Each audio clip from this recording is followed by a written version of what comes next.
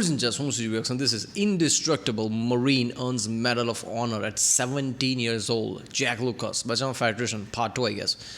Yeah, so far we've seen like basically this teenager, since 14 years old, decided to join Marines.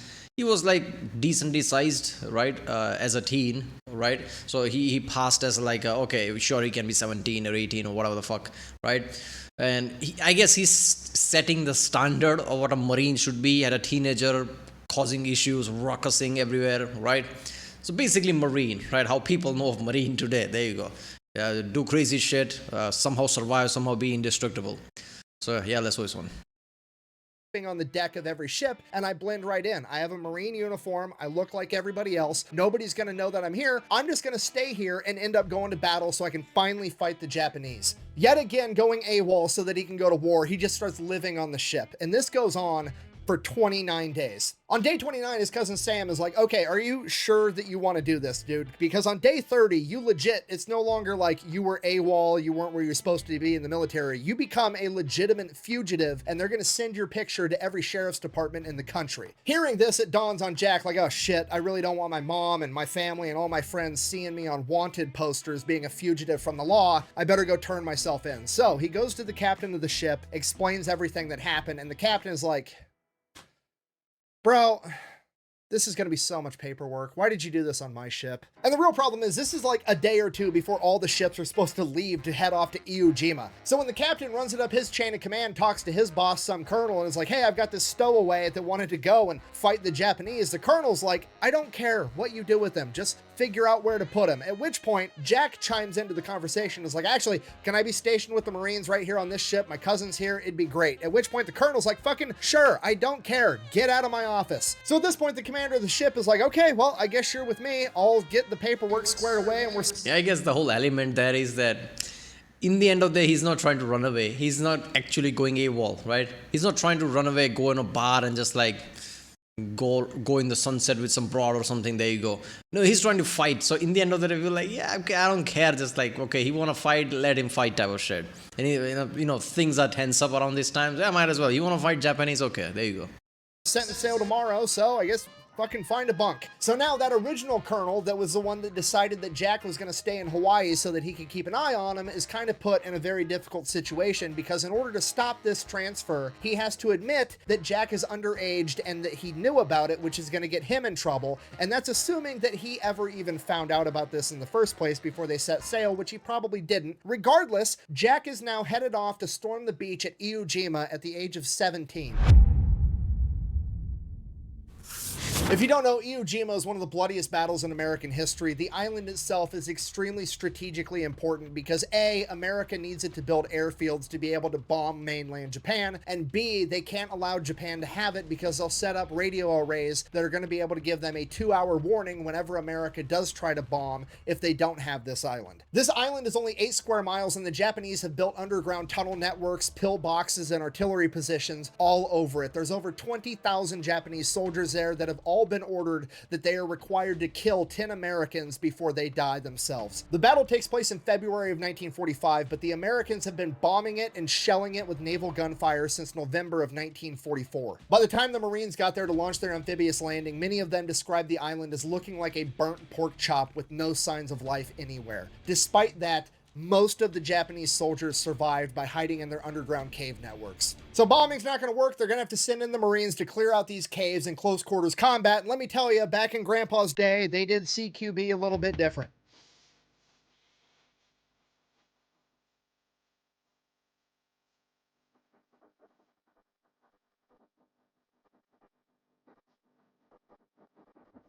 During the attack, forces are pretty much going to be split in half. Half the forces are going to be taking over Mount Suribachi, and the other half are going to make their way north so they can take over the airfield. And Jack is going to be in the second wave landing on Red Beach, meaning that he will be making his way north to attack the airfield. The first wave launches, and it's anticlimactic. There's no gunfire, there's no artillery. You know what surprises me? That every time you try to bomb the shit out of an island, somehow this survives in the cave.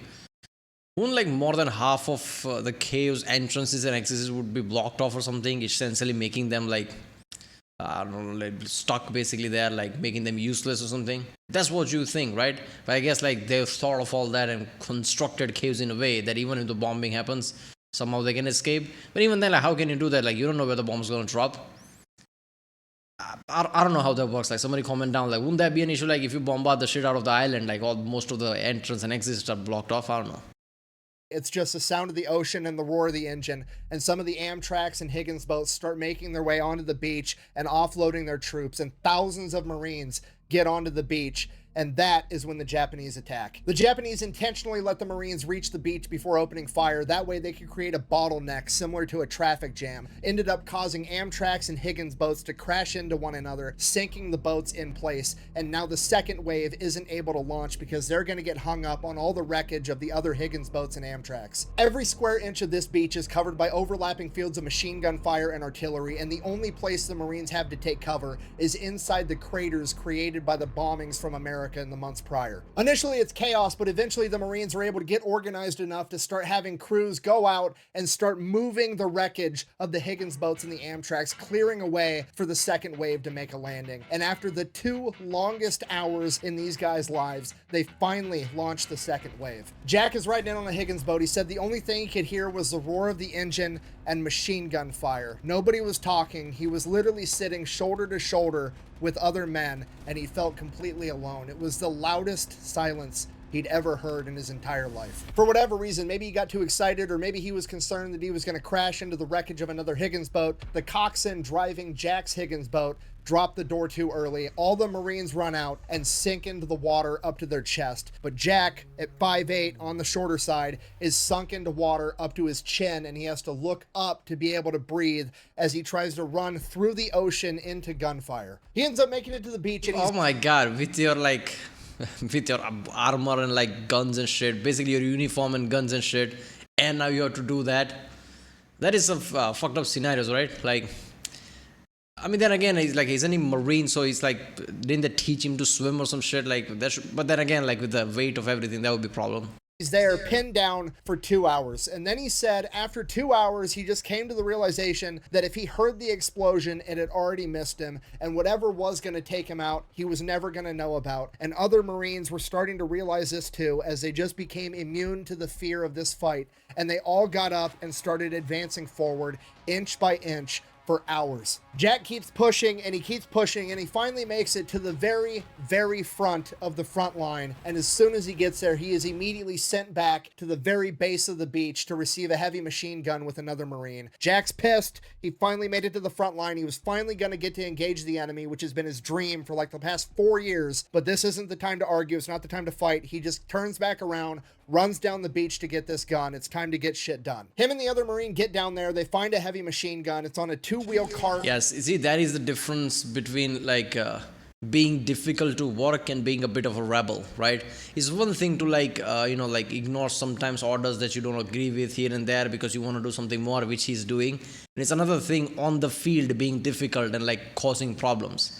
So around this time he could have been, no, screw that, I want to fight, and just like do what he always done, like just ignore shit and try to do his own way. But he realized like, oh, this thing matters here. I can't ignore orders here. We need that gun, so let's just go back. With a T-handle, so one guy on each side, and they're supposed to run it up the beach. The problem is the beach is made out of volcanic ash, and Jack said every single step forward he took, the ash moved beneath his feet 2 steps back. He said he felt like he was running up a hill made out of wheat. It takes Jack and this other Marine a while to get this gun moved up the beach, and once they get it there, they are both absolutely smoked. But the sun's already starting to go down, so everybody just kind of takes cover for the night and sets up defenses. It's the longest night of everybody's life. Nobody actually gets any sleep. The temperature drops. They're all wet. They're all cold. They're all shivering. The Japanese are known for launching bonsai attacks. At this point in the war, Japan had abandoned that practice because they didn't have enough men to go 1-for-1 with America anymore. But at this point, the Marines don't know that, so they're constantly on edge. Every noise out there could be them lurking up to launch a bonsai attack and try to bayonet them. In addition to that, that also makes them... See, this is one of the things why Navy SEAL training are so intense, right? Because imagine this, like you never trained like that, because why would you imagine a scenario like that? Like, yeah, you train as a soldier, do maybe a bit special extra, but you never get trained like, what if you can't even sleep because you're on edge 24/7? What is this? Some guy literally standing behind you might stab you, where you're standing like constantly on edge, looking around, looking at sounds, looking at the bushes and things. And now your like whole immune system and like your whole nervous system is fucked, and now you have to fight tomorrow. Like your performance starts to degrade and degrade. Like at the time, are you even effective? So that's what Navy SEALs training are so intense. We see about like how SEALs train, how insane their training is. Navy SEALs training is made so your like whole, your immune system, your like a whole capabilities gets broken down, right? That's the whole training. Like you're supposed to be the worst of the worst when it ends, and how you mentally, like prepare for that. That's what they're trying to see, right? Whenever you go to gym, you're not supposed to crash because you did it too much. In Navy SEAL training, you're supposed to crash and see how you work after that because of shit like this.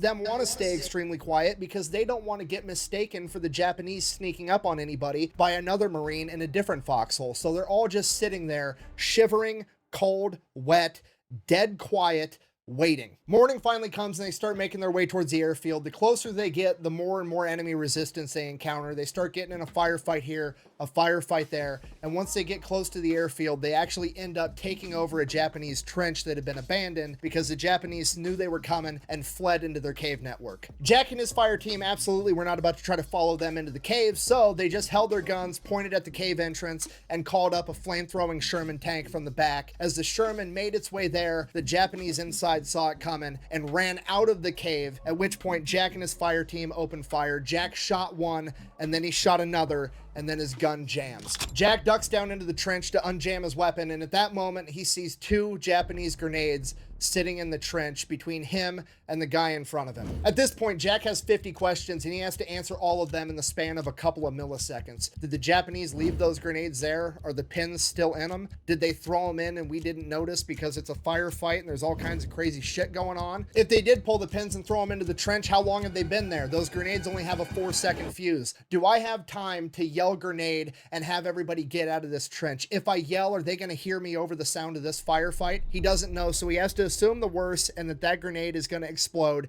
in a second. And with that, he accepts the fact that he is going to die in this trench at 17 years old. And the only question left is, does he want to die by himself or does he want everybody else in the trench to die with him? Because right now he is the only one that knows and he is the only one that can do anything about it. And that's not a real question to begin with. So he immediately dives on the first grenade, using his chest to drive it into the volcanic ash, reaches over, grabs a second grenade, and pulls it into his chest as he screams grenade, and they blow up. Hundreds of pieces of shrapnel are launched into his body as the force of the explosion flips him like a 180-pound pancake. What the fuck? I thought it's gonna be a dummy grenade. Surely it's not gonna explode. Oh, it did explode. It was a real grenade. Oh, fuck. Ah, man, how did he survive that? See, I don't think he went through that many processes because your brain can't go through. It's basically if you go to a boxer, even retired boxer, and try to like punch him, he just as a response punch you back without even realizing. I guess some people just like it's like brave that way. So he basically just saw a grenade. It probably wasn't even a question. What should I do? He just jumped right onto the grenade because yeah, this is a time of. This is the type of thing that really makes you which type of person is what, right? Because some people, even however brave they are, however like strong they are, basically would jump out. Like, of course, I'm not doing that. Very few would be brave enough to say, "Fuck that! I'm jumping. If I die, I die. I'm not gonna let anybody else die." That's some next level shit. And it actually, I was hoping, but wait a minute. Fact isn't just gonna say, "Oh, by the way, it was dummy and he survived." Like, okay, how the fuck did it explode? So. He survived, I'm guessing, since 20 minutes of the video is left. That is some insane shit. Indestructible makes sense.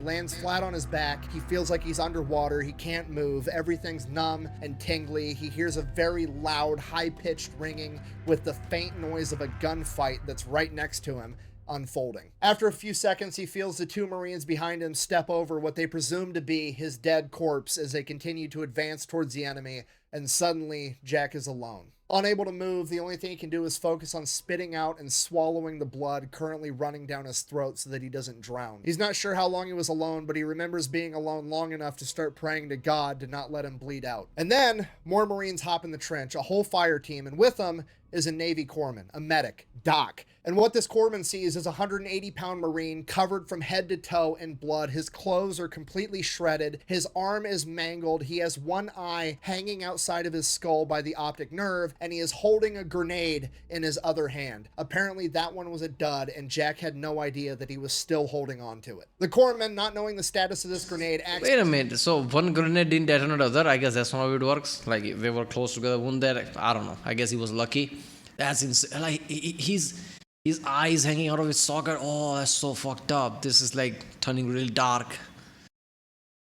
fast, he grabs a grenade out of Jack's hand and throws it into the adjacent ditch that he presumes is empty, and then 2 Japanese soldiers pop out and attack. The corpsman ends up killing both of them and then immediately goes to work on Jack. He does everything he can for him on the spot. He gives him a morphine syringe, he shoves his eye back into his skull, he stops as much bleeding as possible, and then he gets 2 more Marines to grab a litter and start hauling Jack back to the beachhead where they have an aid station set up. At this point, Jack is still wide awake and still completely unable to move as he watches 2 Marines carry his 180-pound body through the same exact volcanic ash that he was dragging that heavy machine gun up the day prior. Both these guys are completely smoked, but they're doing everything they can to help Jack out, and then eventually one of them trips and drops the litter. Jack falls off, smokes his head on a rock, but at this point, what's one more injury? He makes it to the aid station, gets intubated while he's awake, which is not a pleasant experience, and then he finally gets knocked out. Next thing he knows, he wakes up on a hospital ship. He's so doped up. Yeah, if you're awake and feeling even whatever morphine they gave him probably not going to be that enough for all the injury he has. And intubated, so basically shoving the pipe in your like throat. Oh, that must have sucked. First of all, if most people, if they suffer all this injury, usually black out. They usually either don't remember what's happened, or usually just like completely black, or go, faint right there, right? Go out of consciousness. All this injury, all this pain, eye coming out of socket, putting it back in, all this like shoving that inside, and it's somehow still awake. That's some next level shit. On drugs, time is completely relative. He can't tell the difference between days and hours, but he does remember the doctor coming in and explaining to him that the only reason that he's here is because the volcanic ash mixing with his blood acted like a super coagulant and prevented him from bleeding out. Then next thing he knows, they're getting him ready for another surgery. He doesn't know how many surgeries he's already had. He just knows that the doctor told him this time that the infection is spreading and they might have to amputate his arm. So Jack begs the doctor to try to save his arm and do everything he can, and the doctor reluctantly agrees. Jack wakes up from the surgery, his arm's in a cast, and the doctor comes in and is like, okay, here's the deal. As the last Hail Mary to try to save your arm, we've taken some maggots and put the maggots in your infected wounds, and the maggots are ideally going to eat away all the infection and be able to save your arm. Take my arm. Next thing he knows, he's on his way to Guam. Once he gets to Guam, he's in this hospital bay with like 5 other Marines, and then they go to take his cast off for the first time since he had it put on, and when they take it off, it is completely full. Yeah, maggots, even if they don't eat all the infection, they would at least eat dead skin and all the like unwanted things, basically, which is dead there, right? Skin, flesh, whatever. And if the infection is rising, most time your immune system can't work because the shit is just along the way, like dead things which your body doesn't have control over because it's dead. So dead flesh, dead skin usually hinders your healing process. So maggots would at least remove that, and even in infection is still there, your body can try to fight it back. I guess it depends like how strong his immune system is by that point.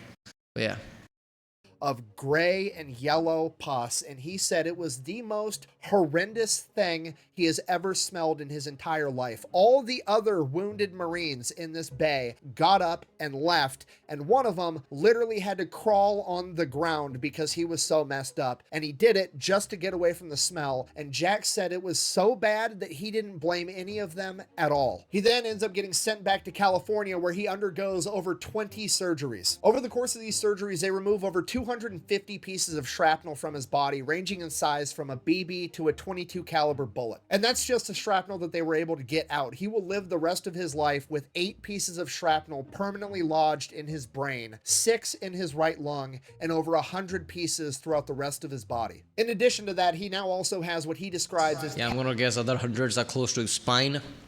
These are the places where sure you can try to remove them, but the chances of like shit going bad is like much higher, because just removing them might bleed out that part and you can't really stop bleeding from that part, your brain, your spine, because permanent damage starts to occur, right? You don't know where that shit is gonna go, and not to mention just operating there alone, especially back then, would be a bit too much in his own self. So even today, if some shit like okay, it's too risky, people say like just keep it there, right? Certain movements or certain pressure might make it worse, so just be careful. We could operate, but it's gonna make it worse than what it is right now. Potential, sure you can remove the shrapnel, but somewhat permanent damage would be worse than what it is right now. So just live with it type of shit. Tattooing all over his chest and arms because the volcanic ash was rocketed into his flesh and his wounds and is now healed into his skin. From there, he gets sent closer to home to a hospital in Charleston, South Carolina, where he undergoes a ton of PT, and he ends up getting medically discharged from the Marine Corps in September of 1945. And with that, he goes back home to Plymouth, North Carolina to live with mom. And he's there for a couple of weeks, and he gets a phone call that he needs to report to Washington, D.C. on October 5th, 1945. So he shows up to DC. He's informed that they're having a huge ceremony where President Truman is going to give him and 14 other people the Medal of Honor. So he's waiting in line with all the other Medal of Honor recipients during this big ceremony. It's his turn. He goes up. President Truman puts the Medal of Honor around his neck, goes to shake his hand. When he goes to shake his hand, he grabs his hand and then he grabs his shoulder, and it's the shoulder of his bad arm. And President Truman doesn't know this, but he is firmly grabbing his shoulder and digging his thumb directly into one of the still very fresh, very open wounds inside of his arm. And Jack is doing everything he can to keep his face straight for the camera, but inside, he's just dying, just... At this point, President Truman, with his thumb still inside Jack's wound, goes, "Son, I would rather have this medal than be the President of the United States." At which point, Jack is like, I'll trade you. With that, Truman kind of chuckles and sends him on his way, and now Jack is basically a celebrity. He is the youngest person of World War II to earn the Medal of Honor. He is the youngest Marine of all time to earn the Medal of Honor, and everybody knows his name. He's in all the newspapers. He's going to all these parties, all these events. He's going on war bond drives. He is having the time of his life. He's also doing a bunch of interviews, and one of the interviews he does... I mean, come on, man. He kind of earned it. More than kind of earned it. Most of his teenage years were spent in hell, basically marine training, this and that, soldier, which nobody should have to go through. It's defending your country. What else you gonna do type of way. But wars is not something anybody should have to go through. So none of this is like great. That's what he spent in his teenage years, all the way to that. Now whatever things he can get is just like he definitely earned, more than earned it, right? After like at 17, having permanent fucking damages, like you can't even grab his shoulder, like oh shit, that's insane. Is a national radio broadcast, and in this interview he ends up requesting that people from all over America send his mother newspaper clippings of stories about him, and then he gives out his mother's address on national radio, not realizing what he's done. His poor mother receives over 50,000 pieces of mail, and it completely overloads the tiny Plymouth, North Carolina post office. After a couple months, things die down, and he finally gets to go back home, and he's in this really weird position because on one hand, he's a 17-year-old that's got an 8th grade education and his whole life ahead of him, but on the other hand, he's a combat veteran with the Medal of Honor and a full pension and disability. So he does what any military member does the second they get back from a deployment and have a ton of cash. He buys a brand new Chevy. That didn't take very long. Now he still has to figure out what to do. And he's like, I mean, I guess I did promise my mom I'd go back to school when I got back. So he enrolls in high school. Okay, what's about Chevy and Ford? I thought people loved Ford more in America, right?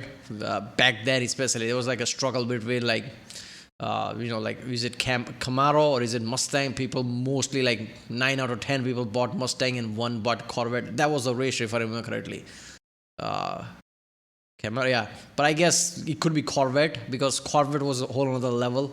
You can't really compare it with Mustang, and it's just like one of the famous things. Eventually, like, was Corvette around this time? I don't know. It won't be around this time, right? But yeah, was the stigma around Chevy and Ford back then? That was interesting. Because in like 60s and things, Corvette becomes such a big thing. Even astronauts were like, it's mostly because like Chevrolet was giving them free, but still like astronaut was buying it, and just like it had this big stigma.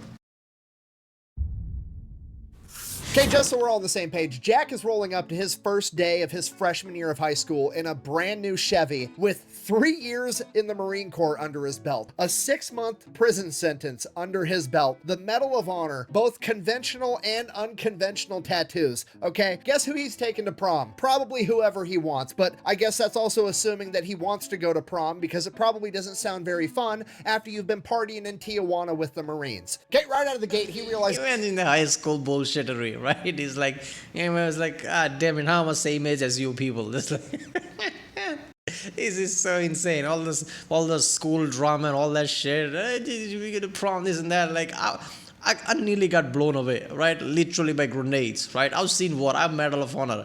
I've done a level of partying that you won't even understand, and I have to deal with this shit. something is horribly wrong. First day of school, very first class, everybody sits down, gets quiet, the teacher's talking. He's looking around like, okay, nobody else is hearing this. It's clearly just me, because all Jack hears is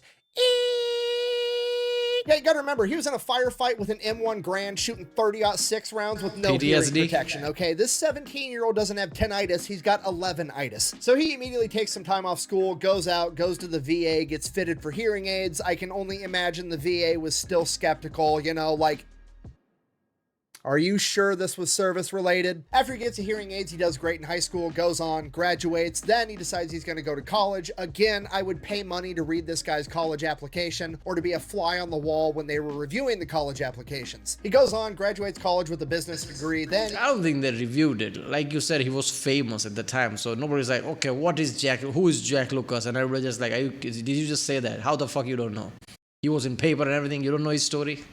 he goes to work for the VA. 1954, he ends up getting married. His new bride has 2 sons from a previous marriage that he treats as his own, and then she gives him another son. From that point on, he's just kind of living life, 9-to-5 job, white picket fence, couple of kids, a wife, the whole shtick. And then one day he wakes up and he's 40 years old and he's like, this shit's boring. I want to do something cool. Midlife crisis? I don't know, conquer the rest of my fears. I literally only have one fear left, and that's heights for some reason. So how can I conquer? And that is so true. Like, how does somebody like him, who just like lived most of his life in like 14 to 17-year-old, somehow had a 9-to-5 job and lived all the way to 40 doing that? Like, I would assume like in few years people like him like, oh fuck, this is not for me, right? I'm like more like fast action type of guy, and like, I wouldn't say living his life, all the shit he went through, right? Like his like normal every hour, every day, just waking up would be so painful and everything, right? Obviously he's like hard and all that. He's he's badass Marine at this point, so he's not gonna be some weak ass guy. So he's just like, yeah, fine, this is life. But yeah, that would be a very different experience than most people have, right? Pain and everything, ringing ear and all that shit. Conquer my fear of heights. That seems like something exciting to do. I know. I'm gonna re-enlist in the United States military, except this time I'm gonna join the Army to join the 82nd Airborne Division and become a paratrooper so I can conquer my fear of heights. And that's exactly what he does. He somehow manages to get into the 82nd Airborne and become a paratrooper. So he joins in 1961, does great, starts doing training jumps. He's kind of like conquering his fear of heights, It's pretty cool. You just jump out of the plane. There's a rope attached to your parachute. As soon as you get so far away from the plane, it automatically pulls the parachute for you. There's a jerk, you fall to the ground. That kind of hurts for a second, but ultimately you're fine. Okay, then one day he's doing another training jump. He's the last man to jump out of the plane this time. No big deal. He's done this like 20 other times. It's just another day. It's another jump from 1,200 feet, right? So he goes, all the other guys jump out in front of him. He's the last man out of the plane. He jumps out, and then he waits. And he waits. There's no jerk. He looks up, his parachute's all tangled up, it's not catching any wind. He tries to open it up, he tries everything they taught him how to do, nothing works. So he gets rid of it, pulls his reserve chute, the same exact thing happens. Fuck. Okay, he's panicking. He's flying past other people that have their parachutes open. Panicking? What time do you have at that point to panic?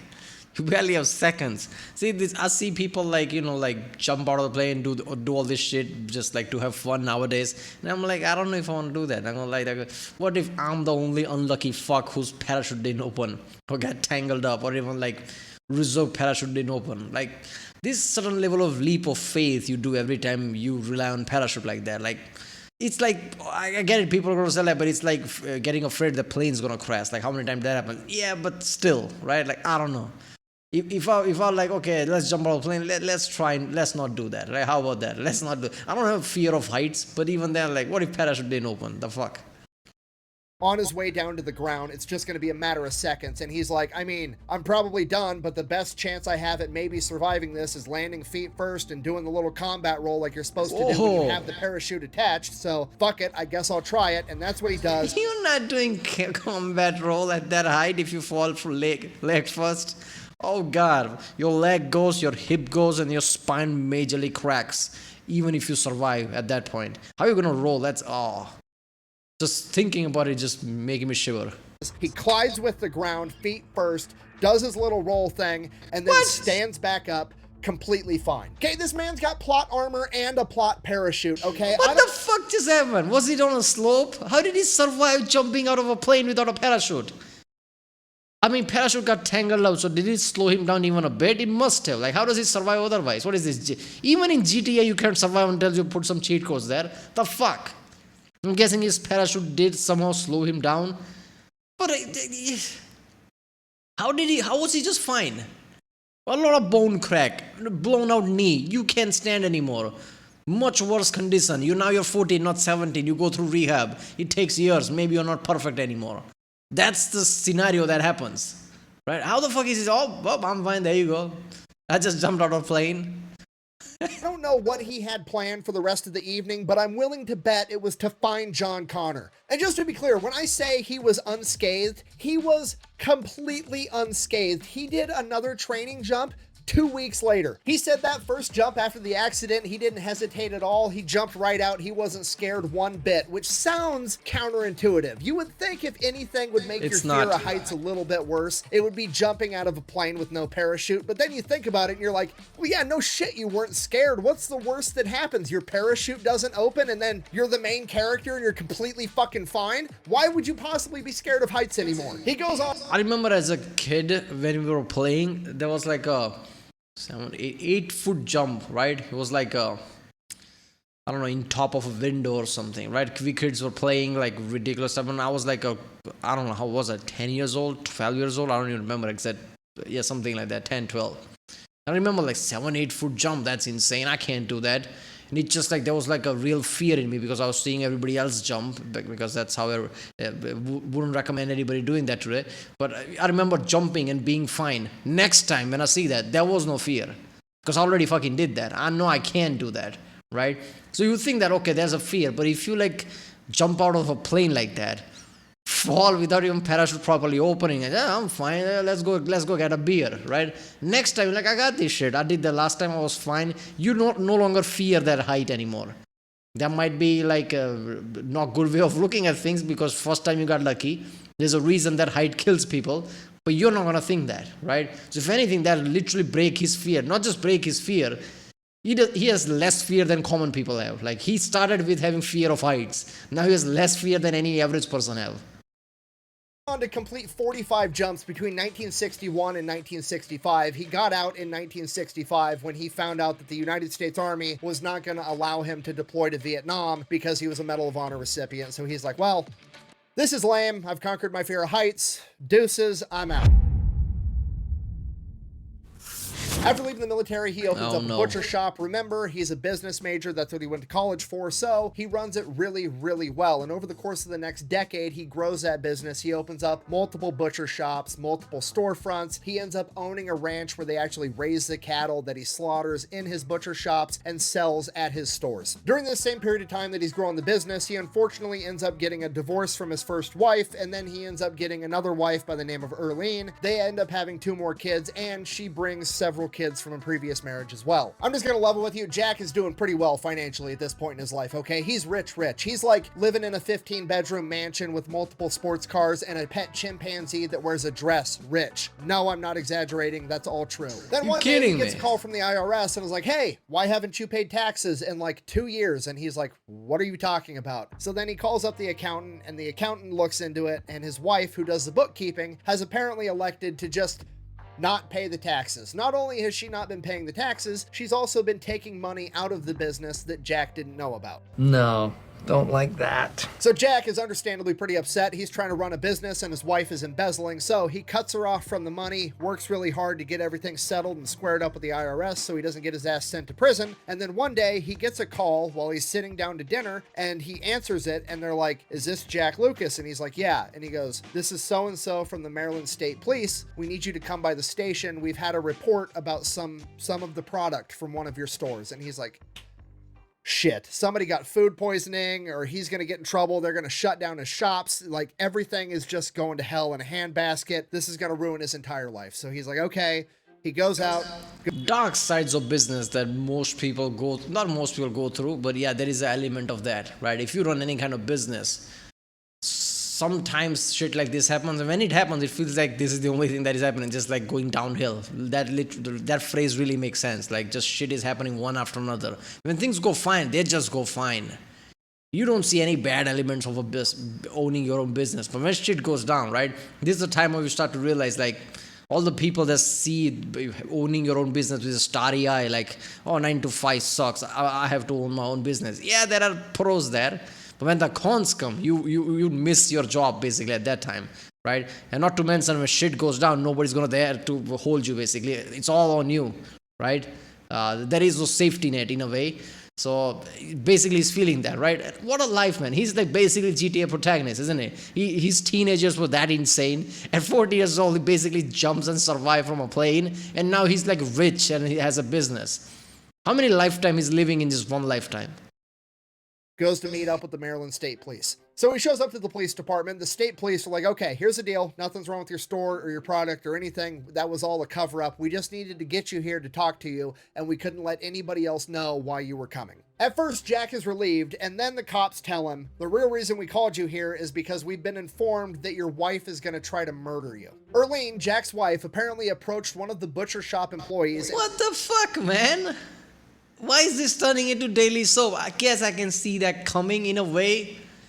Your wife, like money does that to people, right? Usually stories that fairytale tells are usually wholesome. Husband and wife live happy life. There's no modern world daily soap bullshit. But yeah, when money gets involved, things gonna happen, right? Oh, she was embezzling. Oh, he cut her off. I guess this was coming, obviously.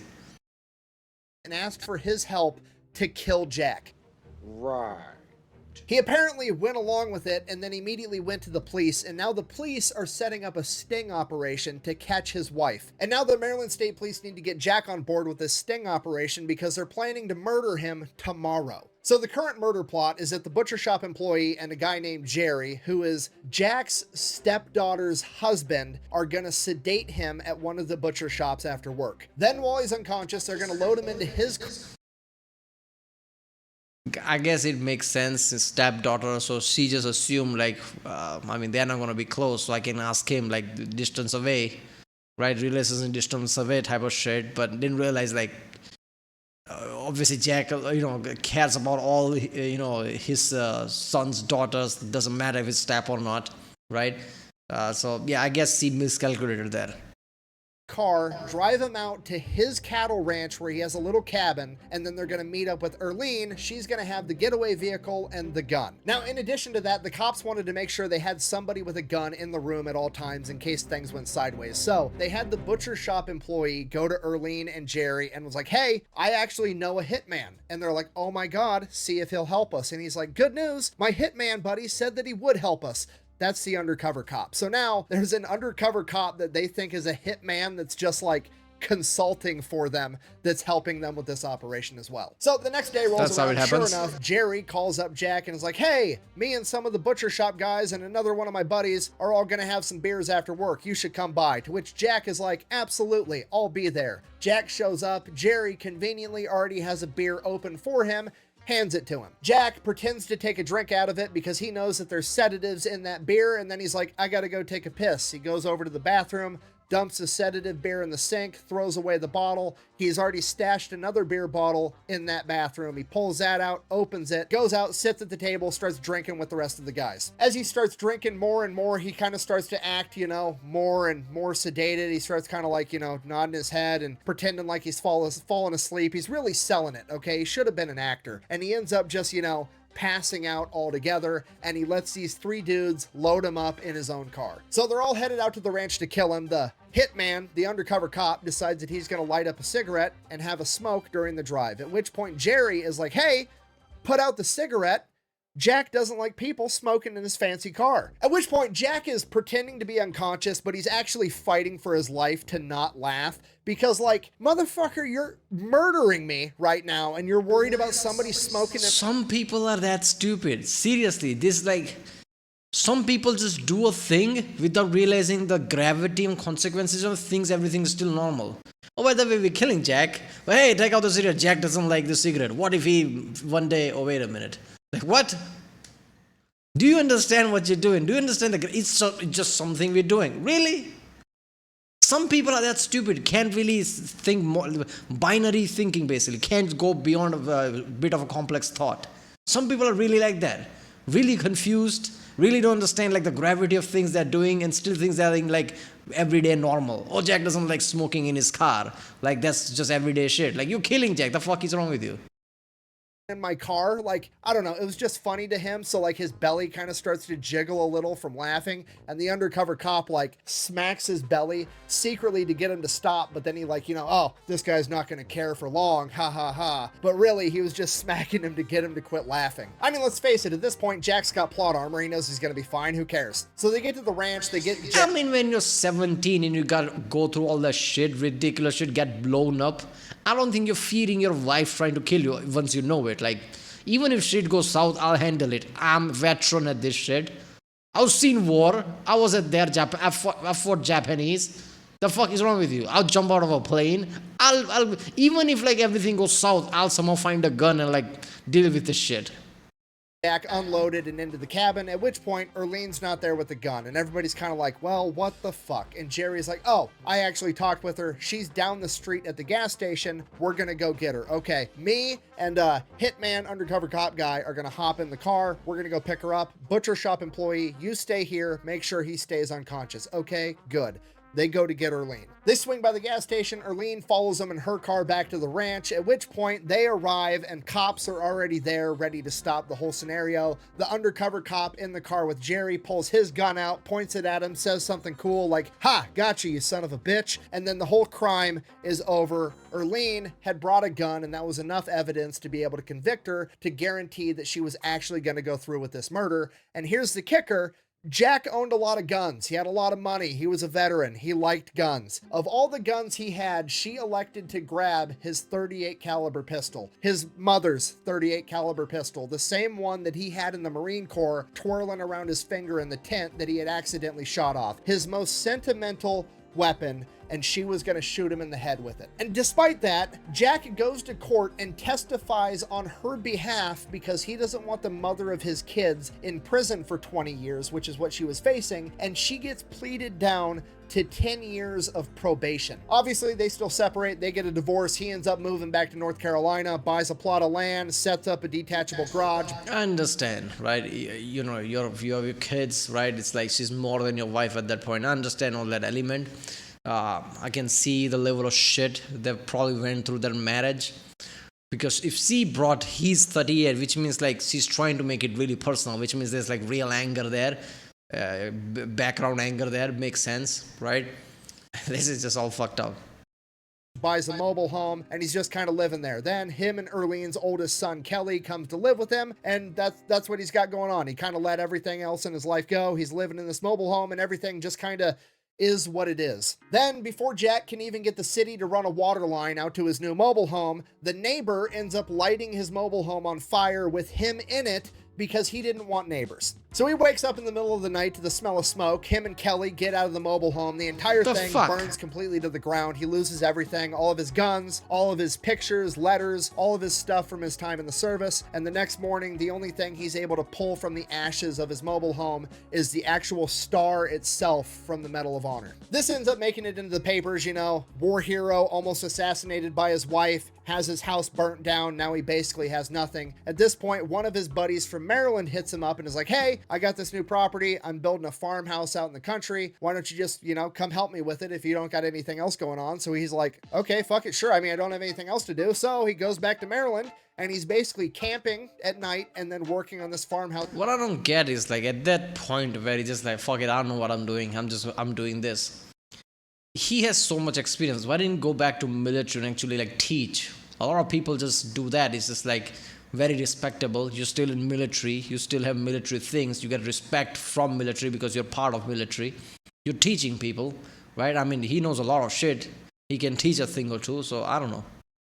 During the day, him and his son Kelly. They're there for 2 weeks and then the cops show up and arrest him because this property has a bunch of marijuana growing on it and they think that he's a marijuana farmer. Again, this makes it into the papers. War hero, Medal of Honor recipient caught growing marijuana, and his name's plastered all over the papers, and then it finally ends up getting dismissed in court because they realize, oh, he's only been here for 2 weeks and these are fully matured marijuana plants. There's no way he was doing this intentionally or doing it at all. So he ends up getting let go and the whole thing kind of goes away, but he's like, this is so sad, man.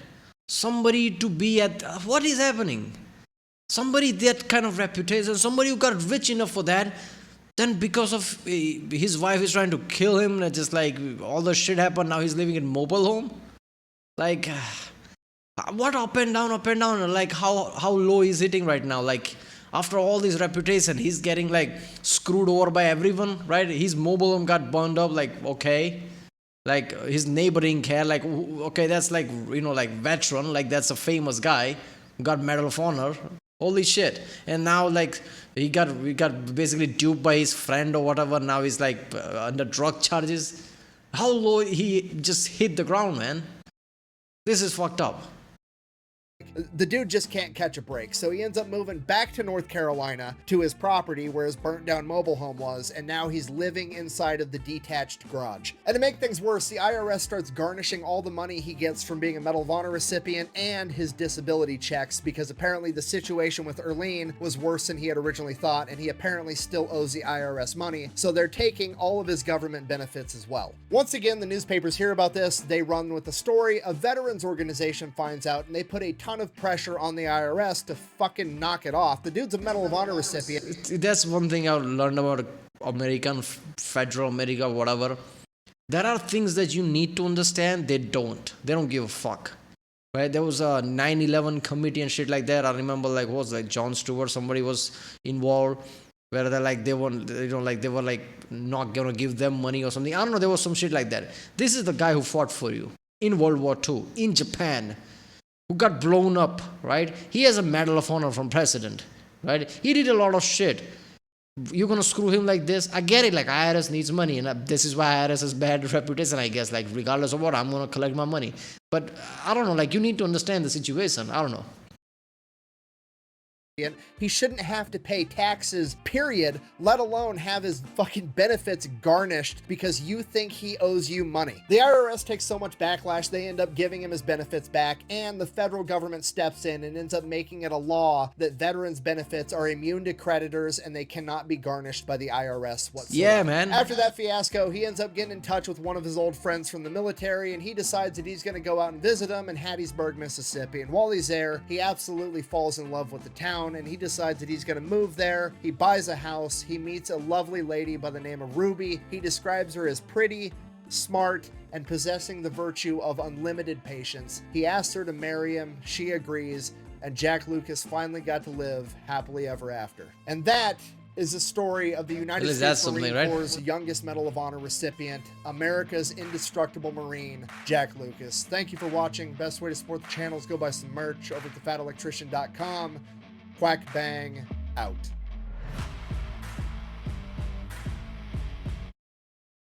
I do not know why God spared my life so many times. I've been searching for an answer to that question since that fateful day in February 1945. I feel that he has entrusted me with the responsibility of passing on to other Americans my first-hand knowledge of the enormous price that has been paid for their freedom. Those who have died on the field of battle cannot speak for themselves. That duty is mine. I will carry their banner forward and continue to plant the seeds so that others may continue the work after I am gone. The honor is humbling.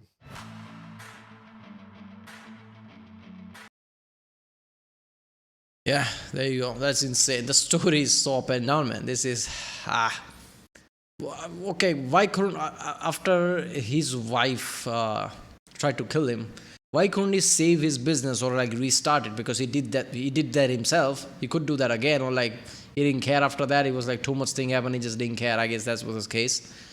Because if a guy can like like make a business on his own at that level, even if he drops, there's a chance he can make it back because he did that himself. But I guess just he didn't care after that. At least he got a happy ending, right? Which is like this is a whole story in the end. Like he lived 4 lifetime in one, I guess. Right, well, that was Indestructible Marine. That's, I guess, setting the what is it to be Marine. Earns Medal of Honor at 17-year-old Jack Lucas by channel Federation. If you like my next one, subscribe and I'll see you next time.